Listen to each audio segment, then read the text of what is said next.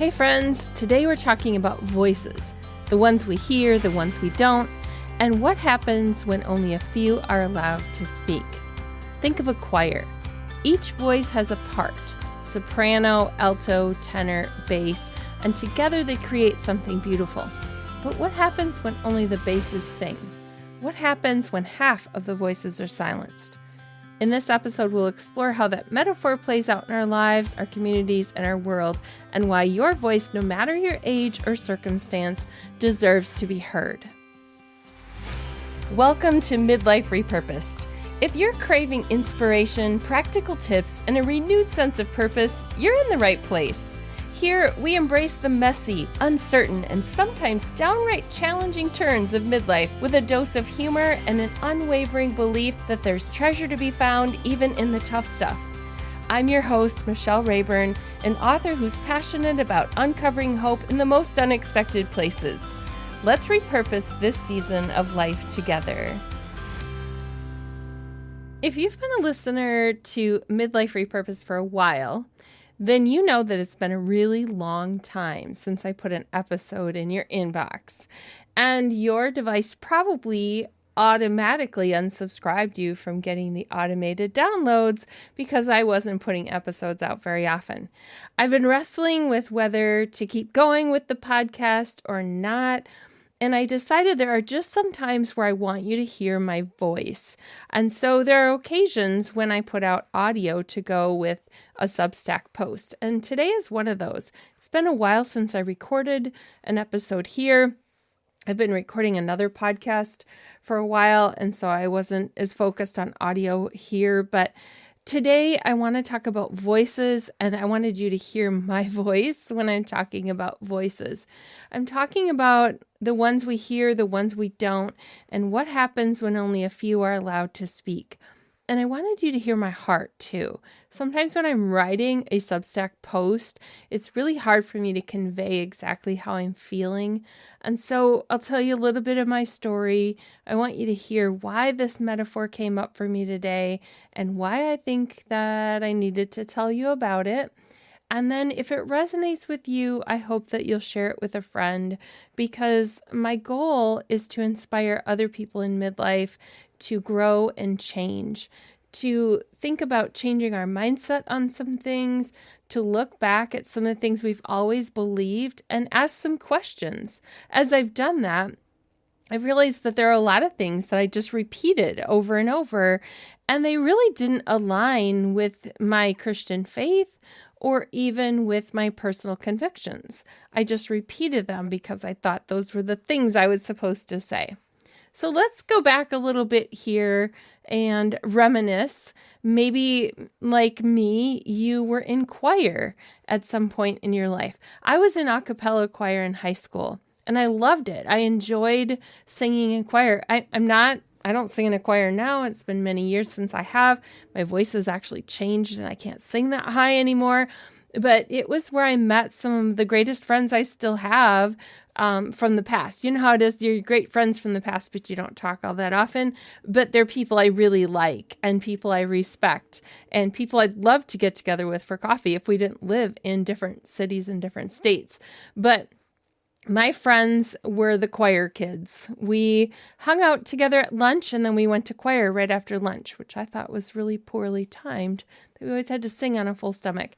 But a cappella choir was a little different than the chorus in that we did sing with piano, but a lot of what we did was a cappella. So we had to learn to tune our voices to one another and to really be careful with staying on key. We did competitions and stuff like that. It was fun. And then over the years, I accompanied many choirs, church choirs. I accompanied my own high school choir, actually, at our graduation when we sang. I didn't sing. I sat at the piano for the baccalaureate service and accompanied the choir. I have played in church for a long time, and so I accompanied church choir.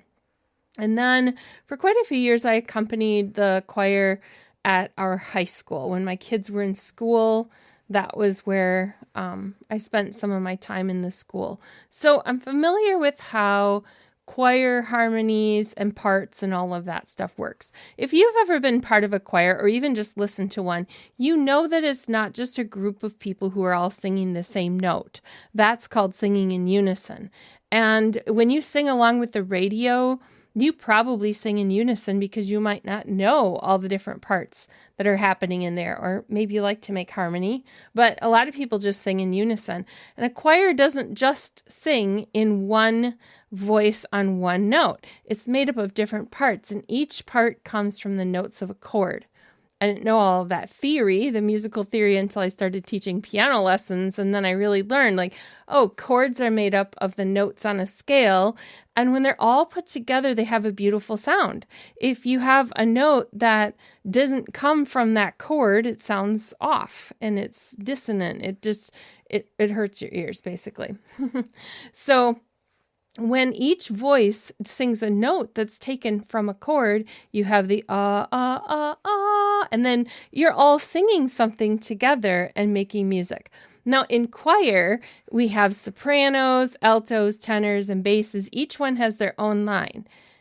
Often one note forms the melody. That's the tune you recognize when you sing in unison with somebody else. The other notes generally form the harmony, but without both, the music feels flat. And I'm not making a pun there. It's just, it just doesn't have energy when I say it's flat. One melody, and if you're singing only the melody, it's super predictable. And if you're singing only harmony, it can be super monotonous. If you've ever sung alto, which I did sometimes in choir, you know that the note is sort of like da da da da da da da da da da. It just doesn't do very much. It doesn't move around while the melody is going all over the place. And so together the parts create something stunning, something our brains perceive as one beautiful, complete voice. Now imagine this. Imagine only the basses sing. The rest of the choir stays silent. Now it's just the bass line all through the concert. It sounds nice, but not concert worthy, not complete. And in the Substack post, I gave a link to a quick clip from YouTube where you can hear just the bass line. And it's sort of similar to what I was just doing, imitating the alto there. It's the bass line from Amazing Grace. And you won't recognize it as the song Amazing Grace because it's the bass line. It's the very low line that the men sing generally, although some women could sing bass, but it's just, you wouldn't want a concert of only the bass singers singing that low line that doesn't move around very much and doesn't have a lot of variety. But that low tone really fills out the complete voice of the choir. And so when you add in the other three parts or more, you have this whole beautiful thing. Now imagine that only those basses sing. People don't go to concerts to hear the basses sing while everybody else just stands and looks at them. And that's the point. One voice alone cannot carry the whole song. One voice alone does not make a choir. One voice alone does not make a society. Our society is made up of a collection of voices, each with a different story, each with a different tone, each one with its own value, each one necessary. Together, we form a more perfect union, as the preamble of the United States Constitution says. Not one voice, many, all working towards something better. Each unique voice adds color and depth and beauty and layers to the whole picture. So what happens in life when only the basses sing, when some voices are silenced? I've been alive for over 50 years now, and I did the math, and I realized that's 1/5 of our nation's history, and I thought, that's crazy. Why does 1/5 of our nation's history sound like not very much time in the grand scope of things in the United States? So for 56 years, I've been here, and in a year, we'll be celebrating the 250th anniversary of the United States. I remember the excitement of the bicentennial in 1976, that sense that we were building something remarkable together and everybody gathered. There were so many commemorations, but I remember a parade where my grandpa had horses, and we all rode in this wagon, which he added a cover on it, so it was a covered wagon. And I dressed in a little house on the prairie dress with a bonnet and long, flowing, flowery, I don't know what you call it, but anyway, a prairie dress. That's what it was. And we all rode in the wagon, and we were in this parade, and we had flags and banners and all these things that were part of that celebration. And over the decades, I've actually realized just how much of the history I didn't know. I mean, I was 7 years old at the time of that parade, and there were things going on like the Vietnam War, and there was actually, I was born in the 1960s, so there was a lot of civil rights movement happening. There was, like, in my lifetime, Watergate and all these things. Like, I didn't know what was happening in the news. I had no idea. And now I'm kind of fascinated when I go back and I look at, like, I like documentaries now, looking at history and realizing that I was born, like 25 years after World War II, and some places in Europe were probably still rebuilding during that time. And I've looked at these history, like the stories from history, and really appreciated what has happened. Shortly after I was born, the first person went to the moon and all of those things. And one of the things I've noticed as I've looked over the decades is how some voices get drowned out. They get ignored, dismissed, and suppressed. And the history that we see, like, taught in school now, I mean, there's so much more has happened that some of the things I was taught in history class aren't taught anymore because so much has happened in the time since I was in school. And so as I look at all of that, and I look at the things that are happening in our culture right now, it makes me think about that question about what happens when only the basses sing. Now, I'm saying basses as an example here, but I'll give you an example of why this came to my mind. There was something that made national news this week, actually multiple things, and this is not a new thing. It's just more people are talking about it, but this has been around for a while, and I've been well aware of this in Christian circles for a while, that there are some people who have proposed that the male, being the head of the household in their views, that this male head of the household should have the one vote for everyone under his roof. So meaning that the wife in the family or adult children, if there are some still living in the home, don't go and vote, that in the national elections, the male head of household would cast the one vote for his family. Now, this is something that in these circles, people actually practice. It's not, they're proposing it they'd be fine with that happening for more people, but they're actually practicing that in their households. And in many of these cases, the one voice is the one speaking. That the women and the children in the family really don't have a voice. There are other people who have worked to suppress the votes of Black, Indigenous, and people of color, and there are multiple ways that people have tried to do this. There are other people who have pushed for conformity, to have a dominant cultural or religious norm, and it asks people to downplay or completely abandon their own faith or cultural practices. And so all of these things have been just swimming around in my head, because it asks the question then that comes up for me is, when only the basses sing, does the song belong to everyone? Or is it claimed by just one voice while the rest wait in silence? Does the song belong to everyone if some people are sitting on the sidelines?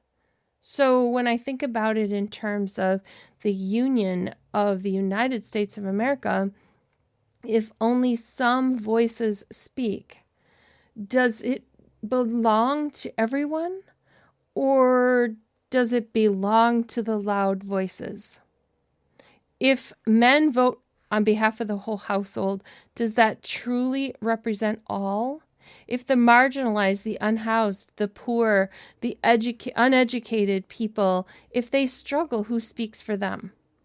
And if half the voices in a choir stayed silent, is it still a choir? even among Christians, there's vast differences in beliefs and practices and perspectives. And so I ask the question, must we really erase everything that differs from our own view? Is it our goal to eradicate everybody that looks different from me in their beliefs and in their practices? There are so many versions just of Christian faith and so many disagreements. Just look at how many denominations are out there.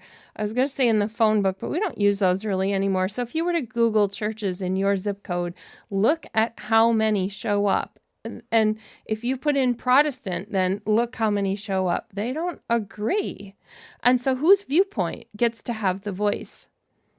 Silencing others then is about control. It's not about kindness. It's not about protection. It's about intimidation, exploitation, deprivation, isolation, all those shun words, TION words. And so that's not really what I believe the preamble to the Constitution was talking about when we talk about forming a more perfect union. Because silencing others being about control means that there isn't a union. So what does a choir or society look like when everyone has a voice? Well, it looks like respect.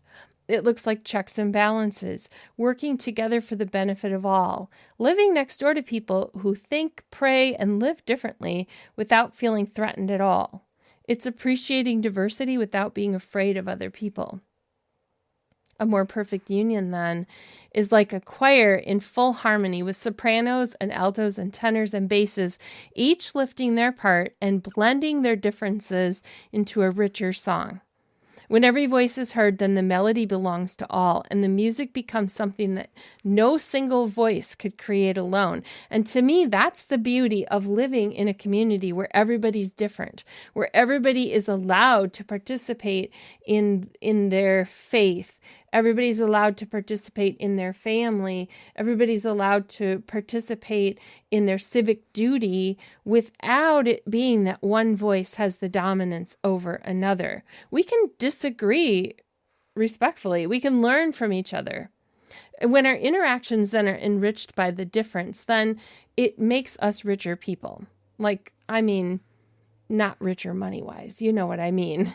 Unity doesn't mean uniformity. And uniformity, frankly, is boring, like a choir with only one part. So one of the things I see happening in some of the circles that I've been part of for my whole life is this idea of working toward uniformity.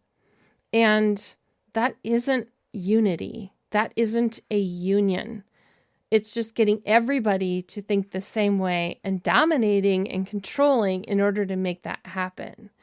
I'm not afraid of people who think differently from me. If you absolutely hate everything I've said so far right now, I would love to hear your input on it, because that's part of the dialogue we have with one another, is hearing each other out. You have a voice too.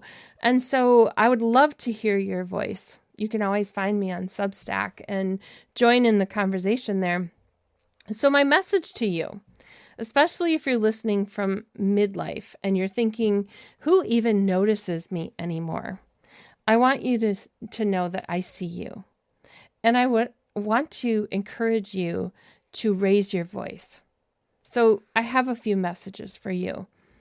To the midlife woman who hasn't had a voice in years of raising children, you are more than a household helper. You are seen.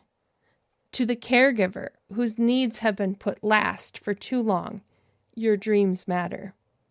To the employee whose ideas are ignored in meetings, your perspective deserves to be heard. To the neighbor who always listens but rarely speaks, your words have power. To the artist whose work has stayed in sketchbooks or journals, your creativity can change the world.